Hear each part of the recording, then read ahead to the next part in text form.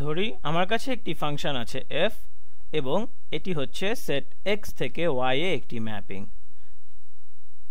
এখন তাহলে চলো আমরা আমাদের x এবং y সেটকে এঁকে ফেলি। ধরি এটা হচ্ছে আমাদের সেট x এবং এটা হচ্ছে আমাদের সেট y। এবং আমরা জানি, মানে আমি আগে অনেকবারই অনেক ভিডিওতে দেখিয়েছি যে ফাংশন হচ্ছে x এর একটি সদস্যকে নিয়ে, ধরি এটা হচ্ছে আমাদের x এর একটি সদস্য, ধরি এটাই হচ্ছে সেই সদস্য, এবং এখন যদি এর উপর আমরা ফাংশন প্রয়োগ করি তাহলে ফাংশন বা ট্রান্সফরমেশন যেটাই বলি আমরা, ফাংশন প্রয়োগ করি তাহলে এটা y এর কোনো সদস্যের সাথে সম্পর্কযুক্ত হবে এবং এই জন্য এটাকে বলা হয় ম্যাপিং x থেকে y পর্যন্ত।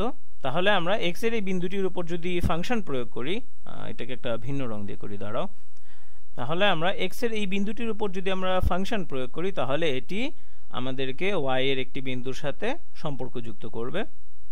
আচ্ছা দাঁড়াও, আমরা বিন্দুগুলোর নাম দিয়ে নিই তাহলে আমাদের বুঝতে সুবিধা হবে। ধরি আমরা এই প্রথম বিন্দুটিকে বলবো a এবং এই y এর বিন্দুটিকে বলবো b, এবং যেখানে আমরা অবশ্যই বুঝতে পারছি যে a হচ্ছে x এর একটি সদস্য এবং b হচ্ছে y এর একটি সদস্য, এবং আমরা বলবো f of a সমান হচ্ছে b। এটা হচ্ছে আসলে আমরা ফাংশন সম্বন্ধে এতদিন যা শিখেছি সেটার একটা পুনরালোচনা। তবে আজকে আমরা একটা নতুন কিছু শিখব। এটা খুবই মজার একটা ব্যাপার, আশা করি তোমাদের পছন্দ হবে। এটাকে বলা হয় আইডেন্টিটি ফাংশন। আমি লিখে দিচ্ছি আইডেন্টিটি ফাংশন, এবং আমরা আইডেন্টিটি ফাংশনকে প্রকাশ করব এভাবে বড় হাতের আই দিয়ে, এবং আইডেন্টিটি ফাংশন সবসময় কোনো সেটের উপর কাজ করে, তাহলে আমরা বলবো এটা সেট x এর উপরে কাজ করে এবং এটা হচ্ছে একটি ম্যাপিং x থেকে x পর্যন্ত। তবে আইডেন্টিটি ফাংশনের মজার ব্যাপার হলো, যদি তুমি তাকে একটি উপাদান a দাও যেটা x এর সদস্য, ধরি আমরা এটা এই এটি, তাহলে আমরা লিখে ফেলি, আমরা যদি ওই উপাদানের উপর আইডেন্টিটি ফাংশন প্রয়োগ করি তাহলে আমরা কি পাবো, এবং আমরা এখানে ফেরত পাবো হচ্ছে a। অর্থাৎ আইডেন্টিটি ফাংশন যা করে সেটা হচ্ছে একটি সেটের একটি উপাদানকে নেয় এবং সেই উপাদানটাকে সেই সেটেই আবার ম্যাপ করে। আমরা এখানে একটা সুন্দর রং দিয়ে এটাকে দেখাই, দেখো এটা দেখতে অনেকটা এরকম হবে, এটি হবে এরকম চক্রাকার, অর্থাৎ এটি যেই বিন্দুতে শুরু করেছে এটি সেই বিন্দুতেই আবার ফিরে আসবে, এবং এটা হচ্ছে x এর আইডেন্টিটি ফাংশন। এটা হচ্ছে আসলে এই বিন্দুর জন্য। এখন আমরা যদি অন্য কোনো বিন্দু নিই তাহলে কি হবে, আমরা সেই একই জিনিসই পাবো। ধরো এখানে একটা বিন্দু নিলাম, এই বিন্দুর ক্ষেত্রে আমরা একই ফলাফল পাবো, এবং যেমনভাবে আমরা x এর জন্য আইডেন্টিটি ফাংশন পেলাম y এর জন্য আমরা আইডেন্টিটি ফাংশন পাবো। সুতরাং আমরা লিখতে পারি b, যেটা কিনা y এর সদস্য, আমরা এখানে b কে চিহ্নিত করেছি। এখন আমরা যদি এই y এর এই b উপাদানের উপর আইডেন্টিটি ফাংশন প্রয়োগ করি তাহলে আমরা কি পাবো, আমরা এই ক্ষেত্রেও আগের মতোই একটা চক্র পাবো, অর্থাৎ b নিজের উপরই আবার ফিরে আসবে, অর্থাৎ b এর উপর আইডেন্টিটি ফাংশন প্রয়োগ করলে আমরা আবার b পাবো, এবং এটাকে আমরা বলবো আইডেন্টিটি ফাংশন অন y। এখন তোমরা হয়তো আমাকে প্রশ্ন করতে পারো, এটা তো খুবই সহজ একটা ব্যাপার, এটা কি আসলে আমাদের কোনো কাজে লাগবে কিনা? তবে হ্যাঁ, আমাদের লিনিয়ার অ্যালজেব্রায় আমরা এটাকে অনেকভাবেই ব্যবহার করতে পারবো। আমি এখন এই জিনিসটাকে নতুনভাবে সংজ্ঞায়িত করব, তোমরা তাহলে বুঝতে পারবে। তাহলে আমি বলবো যে একটি ফাংশন, দাঁড়াও আমি এখানে একটা ভালো রং ব্যবহার করি, গোলাপি রং ব্যবহার করি, একটা ফাংশন, আচ্ছা দাঁড়াও এটাকে এভাবে ফাংশন না লিখে f লিখি, কারণ আমরা এখানে f ব্যবহার করেছি। তাহলে আমরা বলবো f হচ্ছে একটি ফাংশন যেটি কিনা বিপরীতযোগ্য বা ইনভার্টেবল হবে। আচ্ছা আগে বলে নেই যে ইনভার্টেবল শব্দটা এখানে নতুন, আমরা এটা সম্বন্ধে জানবো, এবং এটা ইনভার্টেবল হবে যদি এবং কেবল যদি, অর্থাৎ ইফ অ্যান্ড অনলি ইফ, আমরা এই দ্বিমুখী তীর চিহ্ন দিয়ে এটা বোঝাই, অথবা এটাকে এভাবে IFF ইফ লিখেও বোঝানো যায়। এই পুরো জিনিসটার মানে হচ্ছে যদি এবং কেবল যদি, মানে উপরের কথাটি সত্যি হবে কেবল যদি নিচের এই শর্তটি পূরণ হয়। তাহলে চলো আমরা দেখি আমাদের শর্তটি কি। শর্তটি হচ্ছে এখানে যদি এমন একটি ফাংশন থাকে, অর্থাৎ there exists such a function, যেটাকে আমরা এখনো কোনো নাম দিব না, আমরা নাম দিব আসলে, মানে নামটা আমি তোমাদেরকে পরে বলছি। আপাতত এটাকে আমি এভাবে f এবং f এর পাওয়ারে -1 লিখে প্রকাশ করছি। তাহলে আমরা পাচ্ছি f ইনভার্টেবল হবে যদি এবং কেবল যদি এমন কোনো ফাংশন থাকে যেটাকে আমরা এভাবে f টু দি পাওয়ার -1 দিয়ে প্রকাশ করছি।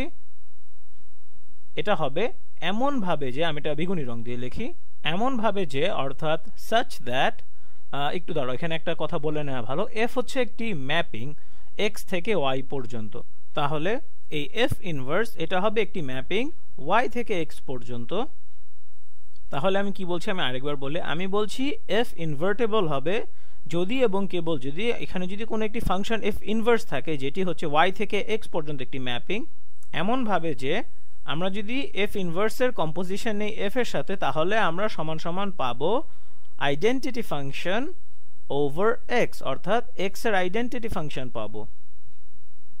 তাহলে তোমরা একটু লক্ষ্য করো এখানে পুরো জিনিসটা কি হচ্ছে। আচ্ছা, আমি এখানে পুরো সংজ্ঞাটাকে দিই, এটা হচ্ছে সংজ্ঞার একটা অংশ। তাহলে এটা সত্যি হবে, এটা সত্যি হতে হবে এবং আমরা যদি এফ এর কম্পোজিশন নেই এফ ইনভার্সের সাথে, এফ এর কম্পোজিশন নেই এফ ইনভার্সের সাথে, তাহলে সেটা সমান হবে আইডেন্টিটি ফাংশন ওভার ওয়াই। সংজ্ঞা দেওয়া হয়ে গেল। এখন তাহলে চলো আমরা লক্ষ্য করি এখানে কি হচ্ছে। এখানে একটা ফাংশন আছে যেটা হচ্ছে এফ ইনভার্স। আচ্ছা, আমরা এটার নামটা লিখে ফেলি এখানে। এটা হচ্ছে inverse of F, inverse of F, যেটা কিনা হচ্ছে একটা ম্যাপিং ওয়াই থেকে এক্স পর্যন্ত। আমরা একটু উপরে উঠে দেখি, আমাদের এফ ফাংশন ছিল, সেটা ছিল এক্স থেকে ওয়াই এ একটা ম্যাপিং, অর্থাৎ এভাবে আমরা যেভাবে তীর চিহ্ন দিয়ে দেখিয়েছি। এবং আমাদের সংজ্ঞা বলছে যে এখানে আরেকটি ফাংশন এফ ইনভার্স এমন থাকতে হবে যেটা কিনা হচ্ছে ওয়াই থেকে এক্স এ ম্যাপিং। আমি একটু লিখে দিচ্ছি, এফ ইনভার্স হচ্ছে ওয়াই থেকে এক্স এর ম্যাপিং, এবং তুমি আমাকে ওয়াই একটি বিন্দু দাও, তাহলে আমি তোমাকে ফেরত দিব এক্স এর একটি বিন্দু। তাহলে আমাদের এফ এর ডোমেইন হচ্ছে এফ ইনভার্সের কোডোমেইন, এবং এফ ইনভার্সের কোডোমেইন হচ্ছে এফ এর ডোমেইন। এখন চলো আমরা আবার সংখ্যাটাতে ফিরে যাই। এখানে বলছে যে আমরা যদি এফ এর সাথে এফ ইনভার্সের কম্পোজিশনে, তাহলে এটা সমান হবে আইডেন্টিটি ফাংশন। এখানে এটা বলছে যে আমরা যদি এফ ইনভার্সকে প্রয়োগ করি এক্স এর কোনো একটা মানের উপর, তোমরা একটু বোঝার চেষ্টা করো এখানে পুরো জিনিসটা কি হচ্ছে। আমাদের এফ যাচ্ছে এক্স থেকে ওয়াই এ এবং আমাদের এফ ইনভার্স যাচ্ছে ওয়াই থেকে এক্স এ। তাহলে আমরা একটু চিন্তা করি এখানে কি হচ্ছে। আমি জিনিসটা লিখে করি তাহলে বুঝতে সুবিধা হবে। এফ যাচ্ছে এক্স থেকে ওয়াই এ এবং এফ ইনভার্স যাচ্ছে ওয়াই থেকে এক্স এ, ওয়াই থেকে এক্স এ যাচ্ছে। তার মানে এই কম্পোজিশনের ম্যাপিংটা হবে এক্স থেকে এক্স পর্যন্ত। এবং আমরা আগেই বলেছি আইডেন্টিটি ফাংশনের কাজই হচ্ছে এটা, এটা এক্স থেকে এক্স এ ম্যাপিং করে, অর্থাৎ আমরা এটাকে বলছি এই কম্পোজিশন সমান হচ্ছে আইডেন্টিটি ফাংশন। তাহলে যেটা হচ্ছে আমরা আমাদের ডোমেইন এক্স এর উপর যদি কোনো ফাংশন প্রয়োগ করি তাহলে সেটা আমাদেরকে নিয়ে যাবে ওয়াইতে, এবং আমরা ওয়াই এ গিয়ে যদি আবার কোনো ইনভার্স ফাংশন প্রয়োগ করি সেটা আমাদের ফিরে নিয়ে আসবে এক্স এ, অর্থাৎ যেখান থেকে আমরা শুরু করেছি। তাহলে এই পুরো জিনিসটা আমরা এটাকে আবার এভাবে লিখতে পারি। এটা লেখার আরেকটা ভাষা হচ্ছে এরকম, আমি এখানে গোলাপি রং দিয়ে করি। আমরা যদি এফ ইনভার্সের সাথে এফ এর কম্পোজিশন নেই যে কোনো একটি উপাদান এক্স এর যে কোনো একটি উপাদান এ এর উপরে, তাহলে আমরা সেটা সমান সমান পাবো এক্স এর ওই উপাদানের উপর যদি আমরা আইডেন্টিটি ফাংশন প্রয়োগ করি তাহলে যা পাবো সেটা। তাহলে এখানে সবুজ কালি দিয়ে লেখা সমীকরণ এবং এখানে গোলাপি কালি দিয়ে লেখা সমীকরণ একই জিনিস, এবং সংজ্ঞা অনুসারে এটা সমান হবে যা ছিল তাই। এবং এটাকে আমরা আরেকভাবে লিখতে পারি, আমরা যদি ফাংশন অফ এ এর উপরে এফ ইনভার্স প্রয়োগ করি তাহলে আমরা সমান সমান পাবো এ। এই সবগুলো দ্বারা একই জিনিস বোঝায়। তাহলে যেটা হচ্ছে আমরা আবার আমাদের চিত্রে ফিরে যাই, আমরা যদি এক্স এর যে কোনো একটি বিন্দু নেই এবং সেটার উপর এফ প্রয়োগ করি তাহলে আমরা এখানে পাবো এফ অফ এ, যেটা সমান বি আমরা আগে বলেছিলাম, যাই হোক। এবং আমরা যদি আবার ওই এফ অফ এর উপরে ইনভার্স প্রয়োগ করি, আমি বলছি না যে সবসময় ইনভার্স করা যাবে, যদি আমরা ইনভার্স প্রয়োগ করি তাহলে সেটা আবার ফিরে যাবে সেই মূল বিন্দুতে যেটা ছিল এ। মানে আমরা যখন আইডেন্টিটি ফাংশনের ধারণাটি বলেছিলাম এবং এই চক্রটা বলেছিলাম, এটা সেটা সমানই বা সেটার মতোই কাজ করতে হবে। এবং আমাদের শর্তের প্রথম কথাটি এটাই বলে। এবং আমাদের দ্বিতীয় শর্তটি বলছে আমরা যদি এফ ইনভার্সের উপরে এফ প্রয়োগ করি তাহলে আমরা কি পাবো, আইডেন্টিটি ফাংশন অফ ওয়াই। তাহলে চলো আমরা এটাও দেখে ফেলি। তাহলে আমরা ধরি আমাদের ওয়াই এর মধ্যে একটি উপাদান আছে, একটি বিন্দু আছে যেটার উপর আমরা এফ ইনভার্স প্রয়োগ করব, তাহলে এটি চলে যাবে এক্স এর কোন একটা বিন্দুতে, ধরি এখানে, এবং এটার নাম দিয়ে আমরা ছোট হাতের ওয়াই। তাহলে আমাদের এক্স এর এখানে এই বিন্দুটির নাম হবে এফ ইনভার্স অফ ওয়াই। এরপর আমরা এখন যদি এই বিন্দুর উপর এফ প্রয়োগ করি, আমি জানি এই চার্টটা আসলে অনেক এলোমেলো হয়ে গেছে, যাই হোক, আমরা যদি এই বিন্দুর উপরে আবার এফ প্রয়োগ করি তাহলে আমরা আবার ফিরে যাব আমাদের সেই বিন্দু ওয়াই এ, এবং এর মানে এটা হচ্ছে ওয়াই এর উপরে আইডেন্টিটি ফাংশন প্রয়োগ করার সমান। এবং দ্বিতীয় শর্তটি সেটাই বলছে, এবং এটাকে আমরা আরেকভাবে লিখতে পারি, এটাকে এভাবে লেখা যায়, function of the inverse function of y, অর্থাৎ ওয়াই এর ইনভার্স ফাংশনের ফাংশন, যেখানে ওয়াই হচ্ছে বড় হাতের ওয়াই এর একটি উপাদান, যেটা সমান হবে অবশ্যই ওয়াই। আমি যদিও জানি যে তোমরা ইনভার্স ফাংশনের ধারণা এটা আগে থেকেই হয়তো কিছুটা জানো, তবে মানে এই বিষয়গুলোকে আরেকটু মানে দৃঢ়ভাবে জানানোর জন্য আসলে এই ভিডিওটা বানানো, কারণ আমরা ভবিষ্যতে ট্রান্সফরমেশন ম্যাট্রিক্স এবং এই ধারণাগুলো নিয়ে আলোচনা করব। সুতরাং এগুলো আরেকটু ভালো মতো জেনে নেওয়া তোমাদের জন্যই উপকারী। এখন যে জিনিসটা তুমি সবার প্রথম জিজ্ঞেস করতে পারো সেটি হচ্ছে, ধরো আমার কাছে একটি ফাংশন আছে f, যেটা আমাদের এখানে উপরে বর্ণিত শর্ত দুটি পূরণ করে। এখানে যে শর্তগুলো আমরা আলোচনা করছি সেগুলো পূরণ করে, এবং সেই ক্ষেত্রে আমরা কি বলতে পারবো? আমরা বলতে পারবো যে আমাদের যে ফাংশনটি আছে সেটি হচ্ছে ইনভার্টেবল, অর্থাৎ f ইজ ইনভার্টেবল। এখন একটা খুব স্বাভাবিক প্রশ্ন হচ্ছে, f ইনভার্স কি ইউনিক কিনা? Is f inverse unique? আচ্ছা, এটাকে আসলে আমি স্বাভাবিক প্রশ্ন বলবো না। স্বাভাবিক প্রশ্ন হচ্ছে তুমি কখন জানবা যে কোনো কিছু ইনভার্টেবল কিনা। যাই হোক, সেটা নিয়ে আমরা ভবিষ্যতে আরও আলোচনা করব। তবে এখনের জন্য আমরা ধরে নিচ্ছি যে f ইনভার্টেবল। তাহলে এখন প্রশ্ন হচ্ছে f ইনভার্স কি ইউনিক বা অনন্য কিনা। এবং এই প্রশ্নের উত্তর দেওয়ার জন্য চলো আমরা কিছুক্ষণের জন্য ধরে নিই যে হ্যাঁ, f ইনভার্স হচ্ছে ইউনিক।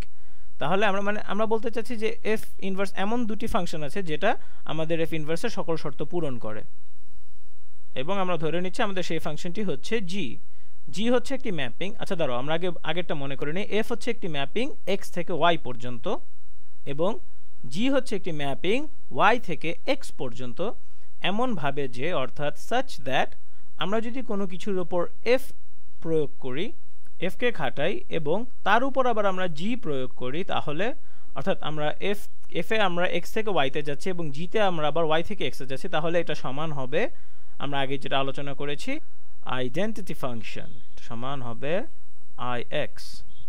এটা আসলে আমাদের শর্ত ছিল, মানে f এর ইনভার্স হওয়ার।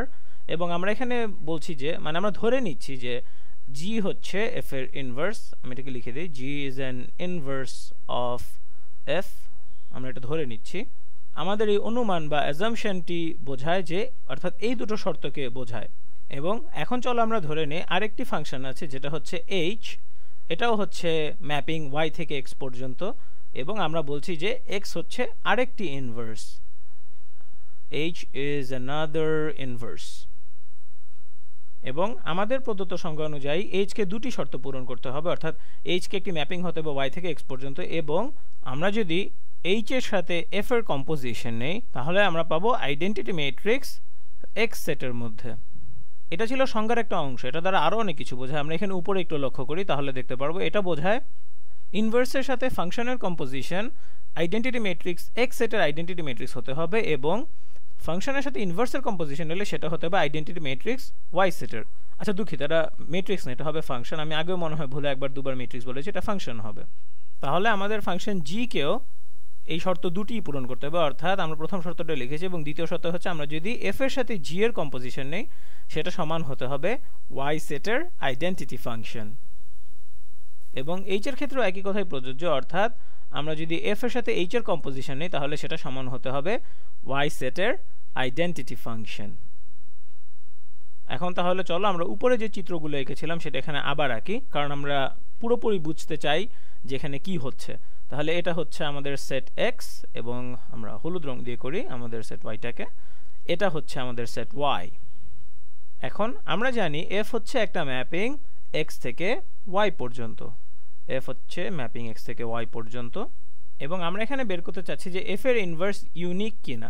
এবং আমরা এখানে একটি অবস্থা বিবেচনা করছি যেখানে হচ্ছে g একটি f এর ইনভার্স, এবং g f এর উপর প্রয়োগ করলে সেটা আমাদেরকে আইডেন্টিটি ফাংশন দেয়। অর্থাৎ আমরা f প্রয়োগ করে x থেকে y এ গিয়েছিলাম এবং সেটার উপর যদি আমরা g প্রয়োগ করি তাহলে আমরা আবার y থেকে x এ ফেরত আসি। অর্থাৎ এটার সমতুল্য হচ্ছে x এর উপরই আইডেন্টিটি ফাংশন প্রয়োগ করার মতো, অর্থাৎ আমরা x এর যে বিন্দু থেকে শুরু করব আবার সেই বিন্দুতেই ফিরে আসব।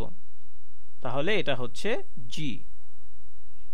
এবং আমরা আরো দেখতে পাচ্ছি যে আমাদের h একই জিনিস আমাদেরকে বলছে, অর্থাৎ আমরা যদি f প্রয়োগ করে x থেকে y এ যাই এবং তারপর আমরা সেটার উপর যদি h প্রয়োগ করি তাহলে আমরা আবার y থেকে এভাবে x এ ফেরত আসব। অর্থাৎ আমাদের এখানে যে দুটি বক্তব্য বা স্টেটমেন্ট আছে এরা একই জিনিস বোঝাচ্ছে। এবং আমাদের পরের স্টেটমেন্টটি বলছে যেটা আমরা যদি y এর উপর g প্রয়োগ করি যেটা হচ্ছে f এর ইনভার্স, তাহলে আমরা y থেকে x এর এখানে এসে পৌঁছাবো। এটা হচ্ছে তাহলে g প্রয়োগ করলে, এবং আমরা সেই প্রাপ্ত বিন্দুর উপর যদি আবার f প্রয়োগ করি তাহলে আমরা x থেকে আবার y এ ফেরত যাব। মানে যেখান থেকে আমরা শুরু করেছিলাম সেই বিন্দুতে আবার আমরা ফেরত আসব। তাহলে আমরা এটাকে বলতে পারি y এর এই বিন্দুর উপরে আইডেন্টিটি ফাংশন প্রয়োগ করার সমতুল্য। এবং h এর ক্ষেত্রেও একই কথা সত্য, আমরা যদি y এ কোনো বিন্দু নিয়ে h প্রয়োগ করে আমরা x এ যাব, তারপর আবার সেখানে f প্রয়োগ করলে আমরা আবার y এর সেই বিন্দুতেই ফিরে আসব। এই দুটো স্টেটমেন্ট দ্বারা এই কথাটাই বলা হচ্ছে। তাহলে এখন চলো আমরা আমাদের প্রশ্নে ফিরে যাই যে g কি ইউনিক কিনা, অর্থাৎ g এবং h আমরা কি আলাদা আলাদা দুটো ইনভার্স ফাংশন পেতে পারি কিনা। চলো তাহলে সেটা দেখাই। আমরা এখানে প্রথমে তাহলে g নিয়ে শুরু করি। g হচ্ছে, মনে করে দেখো, g হচ্ছে y থেকে x এ ম্যাপিং। তাহলে আমরা বলতে পারি যে g সমান হচ্ছে x এর উপর আইডেন্টিটি ফাংশন এবং g এর কম্পোজিশন, অর্থাৎ x এর উপর আইডেন্টিটি ফাংশন প্রয়োগ করে g এর সাথে তার কম্পোজিশন নেওয়া। এবং কেন এটা এরকম আমি এটা এখন তোমাদের বলছি। আমরা আবার নতুন করে xy এঁকে নিই, কারণ এখানে অনেক বেশি হিজিবিজি হয়ে গেছে। তাহলে ধরি এটা আমাদের x এবং এখানে হচ্ছে আমাদের y, এবং আমরা জানি যে g হচ্ছে y থেকে x এ ম্যাপিং, অর্থাৎ y থেকে x এ এভাবে ম্যাপিং। এখন আমরা এখানে যেটা বলেছি সেটা হচ্ছে যে এটা g সমান হচ্ছে আইডেন্টিটি ফাংশনের সাথে g এর কম্পোজিশন, অর্থাৎ আমরা প্রথমে g করব, তারপর এর উপর আইডেন্টিটি প্রয়োগ করব। এখন আমরা যদি g প্রয়োগ করে y থেকে x এ যাই এবং এখানে যদি আইডেন্টিটি প্রয়োগ করি তাহলে আমরা x এই থেকে যাচ্ছি। এটাই মূলত এখানে আমরা বলছি। এখন আমাদের আরেকটি প্রশ্ন হচ্ছে x এর উপরে আইডেন্টিটি প্রয়োগ করা, এটা লেখার আরেকটা উপায় কি? চলো আমরা সেটা দেখে নিই। এখানে আমরা যেটা বলেছি যে h হচ্ছে f এর আরেকটি ইনভার্স, এবং এটা যদি ঠিক হয় তাহলে এই তথ্যটা আমাদের সত্য। এবং আমরা যদি এখানে h এবং f এর কম্পোজিশন দিয়ে এটাকে প্রতিস্থাপিত করি তাহলে আমরা পাই h এর সাথে f এর কম্পোজিশন এবং এই পুরোটির সাথে আবার g এর কম্পোজিশন। এখন আমরা এখানে প্রথম বন্ধনী ব্যবহার করতে পারি। আমি এটাকে খুব হালকা করে দিব, এবং আমি তোমাদেরকে কয়েকটি ভিডিও আগে দেখিয়েছিলাম যে ফাংশনের কম্পোজিশন অ্যাসোসিয়েটিভ, অর্থাৎ আমরা এখানেও প্রথম বন্ধনী দিতে পারি এবং এপাশেও আমরা প্রথম বন্ধনী দিতে পারি। চলো তাহলে আমি এখানেই বন্ধনী দিচ্ছি যাতে তোমরা বুঝতে পারো যে এই আইডেন্টিটি এবং এটা একই জিনিস। এবং আমি একটু আগেই বললাম যে কম্পোজিশন অ্যাসোসিয়েটিভ, সুতরাং আমরা এটাকে এভাবেও লিখতে পারি। আমরা h এর কম্পোজিশন নিতে পারি f ও g এর কম্পোজিশনের সাথে। এখন তোমাদের কাছে আমার প্রশ্ন, f অফ g এর কম্পোজিশন কি? আমরা এখানে সংজ্ঞা অনুযায়ী এখানে উপরে দেখতে পাচ্ছি f অফ g এর কম্পোজিশন সমান হচ্ছে y এর উপরে আইডেন্টিটি ফাংশন। তাহলে আমরা এটাকে সমান লিখতে পারি h এর কম্পোজিশন নিব আমরা এখানে আইডেন্টিটি ফাংশন y সেটের আইডেন্টিটি ফাংশনের সাথে। এখন এটা সমান কত হবে? আমরা জানি যে x হচ্ছে একটি ম্যাপিং y থেকে x পর্যন্ত। তাহলে আমরা আমাদের সেটগুলো আবার আঁকি। এটা হচ্ছে তাহলে আমার x এবং এখানে হচ্ছে আমার y। x যেটা করে সেটা হচ্ছে x y এর একটি বিন্দু নেয় এবং সেটাকে x এ ম্যাপ করে দেয় আমাকে।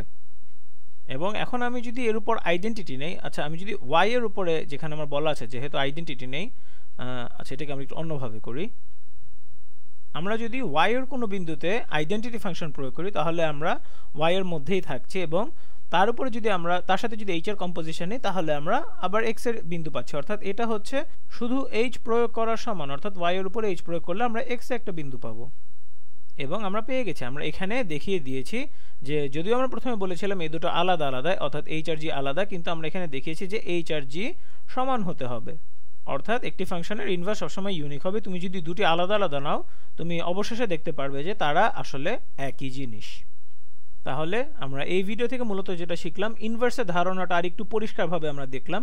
যদিও মানে কোনো কিছুর ইনভার্স কেন থাকে সেটা আমরা এখনও জানি না, তবে আমরা এটা বলতে পারি যে কোনো কিছুর যদি ইনভার্স থাকে তাহলে সেই ইনভার্সটা হবে ইউনিক, অর্থাৎ এখানে আমরা একটা টিক চিহ্ন দিতে পারি।